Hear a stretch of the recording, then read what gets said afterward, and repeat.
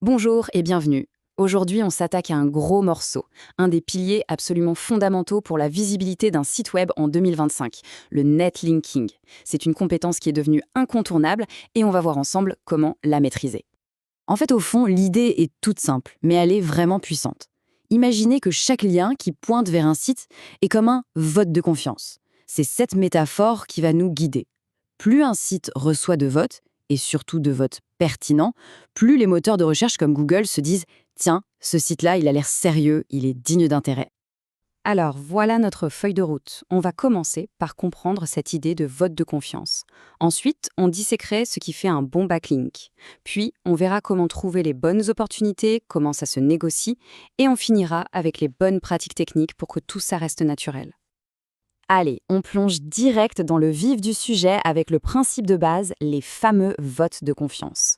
On va voir ce qu'ils sont vraiment et surtout pourquoi tous les votes, ils ne se valent pas du tout.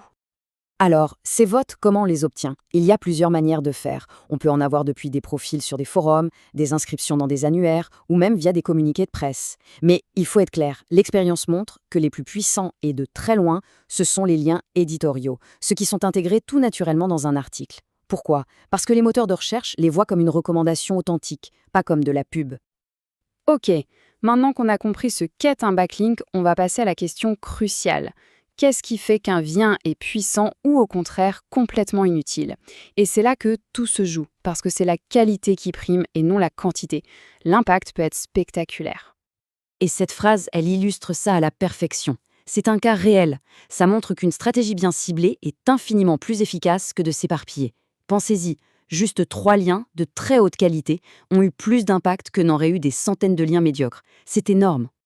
Alors, comment on l'évalue, cette fameuse qualité? Les professionnels ont une sorte de checklist basée sur 4 piliers. D'abord, l'autorité du domaine, c'est un peu le score de réputation du site. Ensuite, la pertinence thématique. Est-ce que le site qui fait le lien parle de la même chose? C'est logique. Le trafic est aussi super important. Un lien sur un site que personne ne lit, ça a peu de valeur. Et enfin, sa position. Un lien perdu en bas de page n'aura jamais le poids d'un lien placé au cœur de l'article.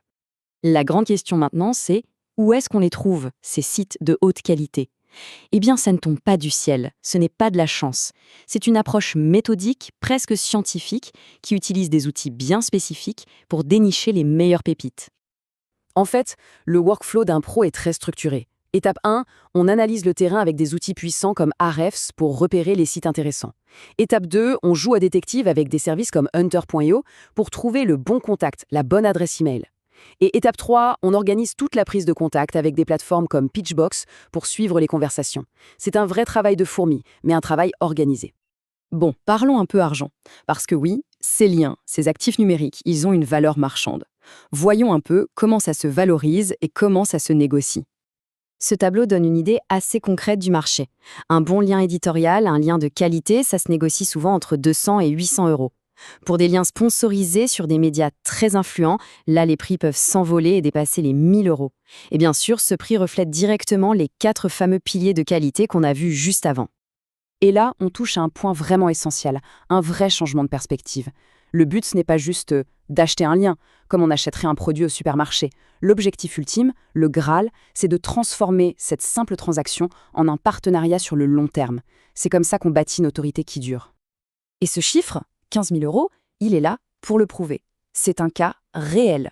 L'histoire d'une collaboration qui a commencé tout petit, par un simple achat de liens à quelques centaines d'euros, et qui a évolué pour devenir un contrat de partenariat annuel à 15 000 euros.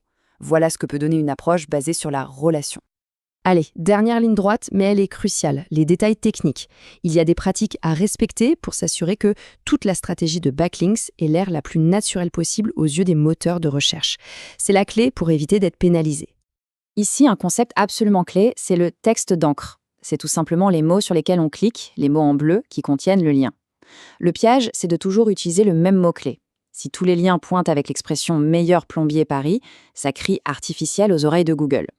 La variété est donc vitale pour que le tout semble organique.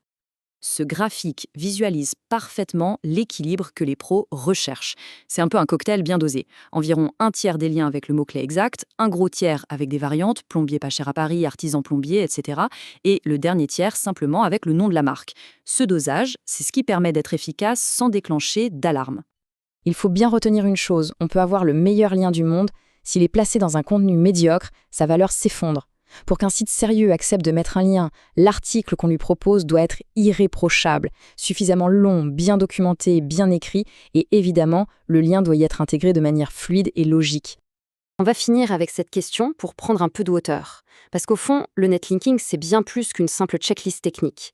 C'est l'art de construire, de gérer et de faire grandir la réputation numérique d'un site. Et dans notre économie digitale, cette réputation, c'est peut-être l'actif le plus précieux qui soit.